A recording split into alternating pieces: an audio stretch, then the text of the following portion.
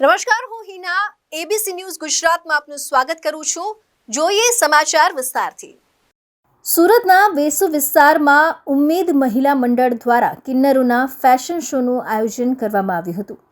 સમાજમાં દરેક ક્ષેત્રમાં તેમને સ્વીકાર મળે અને માન સન્માન મળે તે માટે આ કાર્યક્રમનું આયોજન કરવામાં આવ્યું હતું, જેમાં કિન્નરોએ ડોક્ટરો, વકીલ, પોલીસ, ફેશનિસ્ટ, બ્યુટિશિયન સહિતના પહેરવેશમાં રેમ્પવોકની સાથે ડાન્સ કરીને સૌ કોઈના મન મોહી લીધા હતા. કિન્નરોનું મહત્વ મહાભારત કાળથી હોવાનું દર્શાવતા આ કાળમાં અર્જુન પણ અજ્ઞાતવાસ દરમિયાન કિન્નરના વેશમાં 1 વર્ષ રહીને નૃત્ય સહિત સંગીત સાથે સંકળાયેલા હોવાનું કહીને આજના સમાજમાં કિન્નરોના મહત્વને ઉજાગર કરતા તેમને લક્ષ્મીના સ્વરૂપ સાથે ગણના કરવામાં આવી હતી.